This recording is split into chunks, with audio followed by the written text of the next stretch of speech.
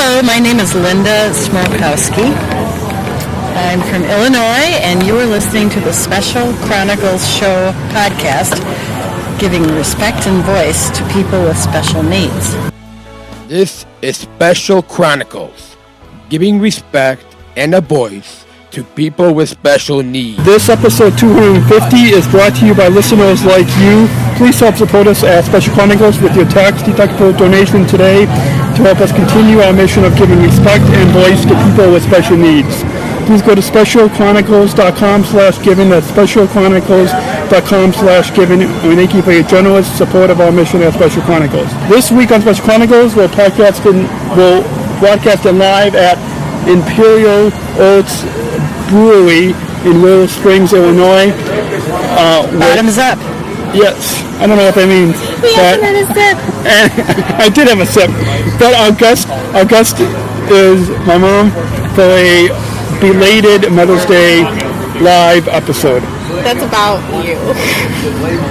I shudder thinking how the world can be so cruel. I lend my voice to those who can't.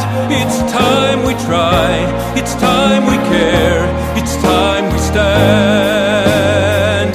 It starts with a voice. You're listening to the Special Chronicles Show.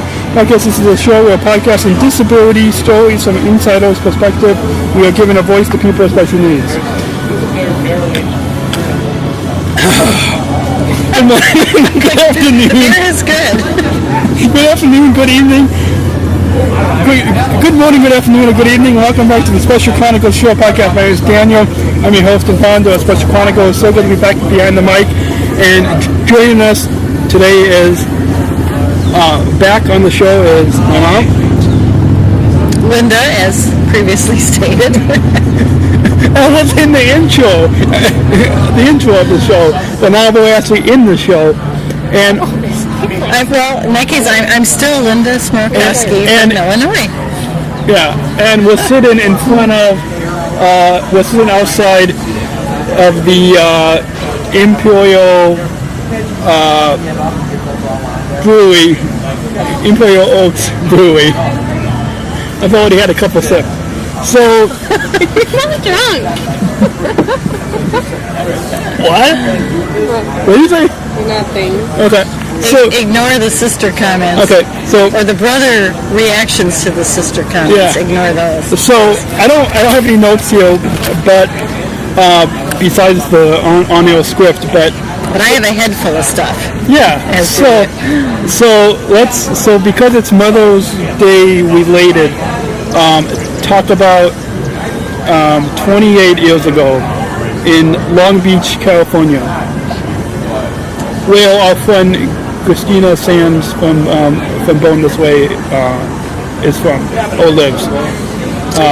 But 28 years ago, you were pretty much a newborn. You'd been around a couple of months, but 4 or 5 months, but you had only been home from the NICU for a couple of weeks. and But you had gained an amazing amount of weight at 4.5 pounds, 4 pounds 6 ounces. yeah. Come way up from a pound and a half. Yeah, and so did you have any other disability experience before I was born? I would say none, really. I mean, I had been a teacher, so I had the occasional student. I remember one student with epilepsy, and we had some training on, if she were to have an episode in class, which she did, and training came in handy. The students were real good with her. No, I didn't have a lot of years. I mean, I can remember from my childhood where I was maybe in early adolescence, and there was a little girl younger than I was. Maybe she was 10, and she had Down syndrome. And we would see her. She must have lived at home. I don't know her schooling situation. She would, times were different. This was in the 60s. She could run around. She would run around the neighborhood. so we knew her, but I don't know her schooling or family situation. But no, I don't have a lot of experience. No. So, take us back to before January of 89 of when I was born. Before that, leading up to that, I recall being pregnant. Boy. I just spilled some beer. I just spilled some beer on my notes, but so, but more the premature part of leading up to. Well, it was a normal pregnancy up until the point where it wasn't. So at one point my water broke, but we weren't even halfway through the pregnancy. So I was hospitalized, and there was an earthquake. I'll never forget that. There was an earthquake while I was in the hospital, having ruptured, having my waters broken. So you were in a tricky situation. The baby was. And there was an earthquake, and I remember being alone in the hospital room thinking, there's an earthquake. I'm in a hospital bed. What do I do? And then I realized, well, I'm not really sick. I'm not really incapacitated. I'm just supposed to lie here and try not to move because, to give any extra hopes for you to be okay as the baby inside me. But I thought, if the hospital does start to fall down around me, I could certainly get up and move and try to, get outside. But it was a short earthquake, so I didn't have to do anything. I just stayed there. And eventually they sent me home on very strict bed rest. They said your chances of delivering a baby that's alive are not great at this point with your ruptured uterus, because the odds, I think that my doctor investigated, and she said there's about 13% chance that the baby has to survive when you're ruptured this early, because infection is inevitable. So I just did what I could do, which was just to lie there, and after a couple days the doctor said, well, the baby's still there and seems fine, and let's send you home, but you're going to stay on the same very strict bed rest, stricter than I'd heard of. I don't know. She didn't have a lot of patience on such strict bed rest where you don't sit up, you don't roll over, except a little bit side to side, but you don't really get out of bed, put your feet on the ground or anything. And she said, I'll come see you at home. She said, I don't have a doctor's bag. And she didn't. When she came to see, they sent me home on a gurney, by ambulance on a gurney. And I was transferred into my bed on my back or on my side. And then when she would come to visit to check my vitals and just overall check, and I was recording temperatures all the time to look for infection, but she would come out and she had a shopping bag, Nordstrom or something, and she would come in the bedroom and say, "Yeah, I don't have a doctor's bag. I just have, here I've got some things. Let me check you out." And she did that a number of times. Your dad strung up Christmas lights at one point because it was getting close to the Christmas holidays. And we just hung out. My parents flew out from the Midwest, and they, your dad had seen to it that I had cable TV. We hadn't had cable TV before, but the TV was way up high, so I could see it lying on my back, and we had some cable, and I believe I had got not online subscription, but just a regular paper subscription to the New York Times. Didn't have what? Internet back then. No, we didn't have internet in 1988. No, I had a computer. We must have had something because I had a computer with a dial-up or something, and I could do some paperwork on my back. Except my hands would kind of fall asleep because I had to hold them up to the keyboard. But anyway, I had cable TV for that short time, or 5-6 weeks, and while you were trying to grow a little bit inside of me, and I had the New York Times delivered to the door. It was a luxury for a while, and but then there was a bad day. It was a bad day where something, things were amiss. Things were, I can't remember my exact symptoms, and to be delicate, I won't share what they were anyway. But excuse me. Why not? I can't remember if I was spotting. I was probably spotting some blood. Not since you brought it up. And then we had to get me to the hospital fast. I talked to my doctor, and she said, I'll meet you at the hospital. And I hadn't been on my feet for 5.5 weeks at this point. So I had some help. Oh, wait, hold on. Our guest today on the Special Chronicles show is my mom, Linda, and we're broadcasting live at the Imperial Oak Brewery in Willow Springs, Illinois, for the special Mother's Day broadcast. And Daniel pushed a button, and I started talking. I guess you'll have to push a button to stop me. And we are, and for those listening, we are doing a Instagram story throughout this. So if you follow our Special C podcast from the day that we're recording this on May 16th, 2017, then you can get some insight. Well, and only people who are interested in craft beers will care that I'm, excuse me, I'm drinking I think it's called a Dunkelbock, a dark German type beer, and Dan's drinking a wheat beer, a Belgian. Yeah, it's kind of light. And Caroline, his sister, has a My Way or the Highway. Yeah, on my book, which I can't remember exactly what type of German beer that is, but the beer is delicious. Excuse me, tickle. Excuse me. So you were saying about. Right, I had to get on my feet and have help, because if you don't stand on your feet for a few weeks, at first you can't. Your muscles have deteriorated, so you can't stand too well. So I had some help. Your dad and my parents had come, and they were helping feed me and take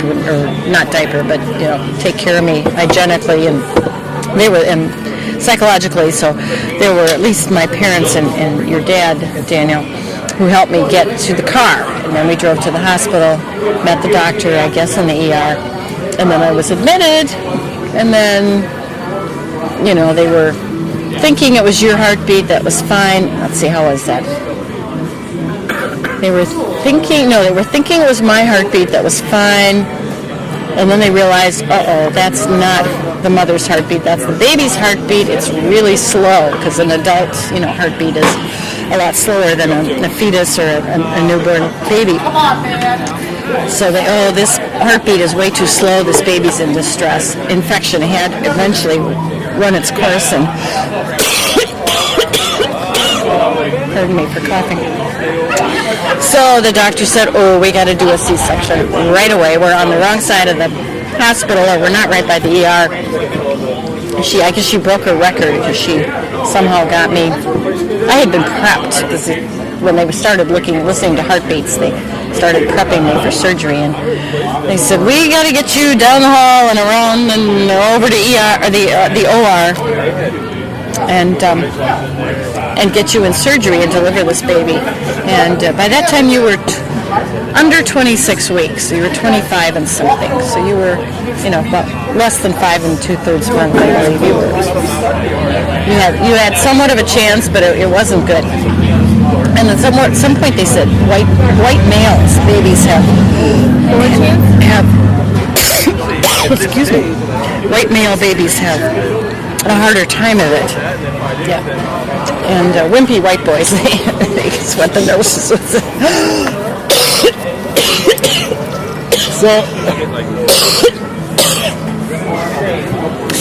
And then you were delivered. So, wimpy white boys, is that going to be the title of the episode? No, it's up to you. So, if you want to embrace that. Yeah, no. So, they had to revive you. I know that was later I saw in the paperwork that, baby delivered at such and such a time, baby revived at such and such a time. So that was kind of scary to see. So then that part of the story kind of goes into what you were saying about how the doctors wanted to advise abortion or... abortion. Well, how did that happen? We had gotten some, how did that work? At some point the doctor said this baby is maybe, when she said, 13% chance that this baby will hang on long enough to be viable, to have a chance, and she said you're far enough along, legally I could abort this baby if that's if that's your decision. But since it wasn't, then that's when the doctor started doing house calls, to try to do everything she could. But she said, the baby is not my patient at this point. She said, only you, the mother, are my patient, because I have to make sure that the baby inside of you the infection doesn't take over. And this sounds horrible, just disgusting to say, but the doctor said, we have to make sure that your uterus is not abscessed, which can be catastrophic to the mother. And she said, so you're my patient. She said, at some point, if we're lucky and the baby can hang on, then at some point the baby's also my patient, but not. And that was hard to hear. That was ugly to hear all of that. But I appreciated the doctor was very, very honest and gave us the choices that she believed she could give us. So our guest today on the Special Chronicles show is my mom, Linda, and we're broadcasting live at the Imperial Oak Brewery in Willow Springs, Illinois.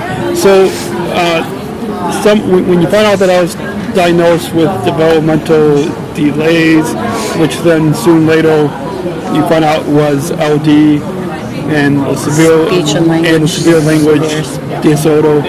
What were some of the challenges and joys of raising a son with well, the joys were just that you were, a beautiful, sweet, adorable baby boy, and Am I supposed to laugh? His younger sister is making faces right now, but at the beautiful, adorable baby boy part. But he was, and I still am. And I remember because I was asleep when they delivered you very quickly. The doctor broke her own record, she said, when we were on the wrong, far into the hospital and had to get down a bunch of corridors to go into the OR, and later she said that was her record for getting somebody, getting a C-section performed from counting travel time to get there, and so I think it was 5 minutes or something till you were delivered.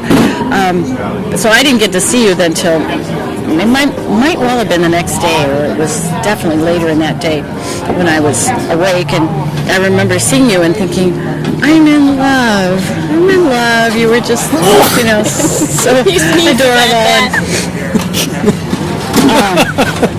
And the challenges, that wasn't really, at that point you just think about survival of the baby each minute, and, things would change minute by minute. And then the challenges, okay, so then some of the therapies, we don't have a lot of time because we want to keep this episode short, but some of the therapies I had included American Sign Language. Well, first I sort of had my own little therapy with you, which, if somebody's uncomfortable hearing about breastfeeding, then tune out for a moment. But preemies often aren't. Or fast forward. Preemies often aren't able to be breastfed, and I thought, well, darn it, I want to, see if we can maybe make this work. And it couldn't work. They couldn't feed you. You were too sick, as they put it, which I thought sick was a weird word, but that's, the medical personnel use the word sick. You were really just underdeveloped, and and facing some surgeries and problems. So I was, expressing breast milk and freezing it, and then they couldn't use it. So then I was what I call pump and dump, pumping, dumping, pumping and pumping. But then at just I think past 3 months of age, I was able to try nursing you, and it was challenging, and I needed professional lacticians to help. But that was successful. So that was my own little, mom therapy that I was able to do, was just give you hopefully some benefits of that. And, when you nurse, you spend many, many hours just sitting on the couch holding the baby, or later on just walking around holding the baby, nursing. So that was, again, my mom therapy. And then, you had people came to the house. Well, no, did they come to the house initially? I think so. It's a bit of a blur. I think some therapists did come, and then somewhere we were kind of slow to realize what California at the time could offer in therapies. And then when we did, I took you to Southern California. Southern California. I took you to an early intervention school, which was like junior high. It had half-hour periods throughout the morning. The mom and child together would go to different classes: a music therapy class, gross motor skills class, fine motor skills class. I think there was maybe a cognition thing class. And you did that, and then when you're 3, you age out of it. So then the public school. And that was inclusive? And that was, yes, the state of California had some programs that covered that. We didn't have to pay out of pocket for everything. And that was inclusive, the full inclusion with people with... Well, I wouldn't say inclusive, because it was all under 3 years of age children, toddlers that had special needs. So it was a wonderful, wonderful program. And then at 3, you went into the public school. But that was not inclusive either, because that was just, 3-year-olds don't go to school. So it was a special program within the public school system that it was mostly speech therapy at that point. You didn't get a lot of the other things that you could have used. After 3, I guess the state funding was different. So you didn't get really cognitive, you didn't get music therapy, certainly you didn't get gross motor skills or fine motor skills, but you did get speech therapy, and those speech pathologists were wonderful. And somebody, I don't know, we didn't get a lot more at the home. Some people do get a lot of things at the home, therapies. And then when it came time for, when you were a little older, the public school, we moved. That's it. We moved to Illinois, and right away got you signed up with the public school there in an early childhood program. You were still 3, I think. No, you might have been 4. And they had the local public school had a wonderful early childhood. 3 blocks away, or 2 blocks away. Early childhood program for, again, not inclusion, just strictly children with, high-risk children. I think they all had special needs. I think there were kids with Down syndrome and autism.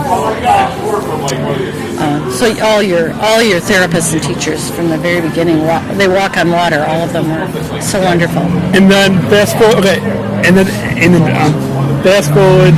Fast forward. You're 28. No. Fast forward to then 10, 15 years later, when I was in high school and started competing in Special Olympics. Right, we were a little slow again to figure out that Special Olympics would have been a wonderful, and was a wonderful thing once you joined that. Your dad and I didn't rush to sign you up for things that emphasized your special needs. We held back on sometimes looking into things because we were doing our own inclusion, and then somebody would say, there's a really great. In the earlier elementary grades, someone said, the public school, we were in Catholic school, and someone said, the public school, the teacher, in fact, she said, the public school can have wonderful services through special education. And the IEP. And the IEP process, the individualized education plan. So then we transitioned over to public school to get so you could get special ed. And the same thing then happened later. I guess you were high school age with Special Olympics. One of your teachers said Special Olympics, you know, you should look into it. You know, Dan could do have a lot of different opportunities there and social outlet. So now, as we come to a close, our guest today on the Special Chronicles show is my mom, Linda. We're broadcasting live at Imperial Oak Brewery in Willow Springs, Illinois. And somebody in the background here in the silent audience is his sister, youngest sister. Yeah, she's being very patient. So, as we come to a close, because this is a special Mother's episode, and we talk about the first time of when you became a mom, but kind of maybe share more from a special needs mom perspective. A, did you consider yourself, like throughout the early years and even up till today, to consider yourself a special needs mom? Yes. Yes, because you were, as all the hospital personnel put it, you were at risk for developmental delays, and then once you were, sent home at the age of, I guess, 3 months, then we knew we needed some therapists to help, and so I remember, driving around with you a little bit to certain therapies. A few things came to the house, but we mostly drove to places. A number of funded differently by the state, by private, the Shriners, or not, I guess they were the Scottish Rite, kind of like Shriners or Masons. They had a program we took advantage of. And so driving you around. And you were also having a lot of medical things at the time. I don't think you were what they'd call medically fragile. You didn't have a tracheostomy, but you definitely had medical problems I won't go into, but we were running to the doctor all the time, and then we were running to therapies, and sure. So I didn't have much of a support group. We didn't know a lot of other families with a child with special needs, but was there anyone? Any from like back in Long Beach, California? Not so much until we got till you were closer to 4, and we got to Illinois, and then in that early childhood in the public school, we met some other families, and that put things in perspective. One of the first families had a child who did have a tracheostomy, and he was very medically fragile, and so we met him through the public school early childhood. You're busy as a parent, especially if any child, newborn, but especially if there's some special needs. So you have a second child. And then suddenly you have, a second, and eventually a third child. But so you're busy, and you kind of gradually open your eyes to, there are a lot of other people out there. And I remember meeting when you were still in the hospital. We met a family, and they had a number of children, and I believe two of them had spina bifida. I think that's what it was. Well, one was a preemie, and the other one maybe had spina bifida. So they had two quite seriously disabled children. And at the time, the health insurance was such that they couldn't get health insurance for these children. So in the early stages, I believe the state of California had some programs they qualified for. But then the mother was very underemployed at McDonald's, and the father, too, was underemployed in some job. And they could not leave those jobs because they had some employer-based health insurance. There were just no other options for them. They had these two severely disabled children, and they were stuck in these, really entry-level jobs, and the parents were in their 40s, I believe, if not older. Oh, yeah, probably in their 40s. Two seriously disabled children and other children, and I remember that was eye-opening. So there was a community, and I did not have the greatest hardships compared to some other folks. But now, 28 years ago, I think that there was more of a community, and with social media and the internet, with blogs and stuff. Gosh, that's got to help compared to the late 80s. Yeah. So, your final thoughts on your overall time here today on Special Chronicles? I think my thoughts have been exhausted, as probably every listener has been exhausted. And plus, I'm 3/4 of the way through this I'm livid. dark beer, so Well, you won't talk on air. But so brother sister banter. And your final thoughts on Special Chronicles? Well, Overall. thanks to everybody for listening. And that's my. Overall, as And I hope, as a media Daniel, platform, I hope your media platform of Special Chronicles reaches a lot of people, and I think it's wonderful that you reach out to and people respond and speak. Not just your mother. That would be very limiting. It was just your mother. so Okay, I'm signing off. So to end this, Oh, he wants to clink our 2 beer glasses together. and so our guest today on the Special Chronicles show has been my mom Linda, and we've been broadcasting live from Imperial Oak Brewing in Willow Springs, Illinois. Thanks again for coming on the show. So until next time, take care and God bless. Special Chronicles, giving respect and a voice to people with special needs. Yeah. Okay, I'm going. Oh wait, hold on. You feeling it, Mom?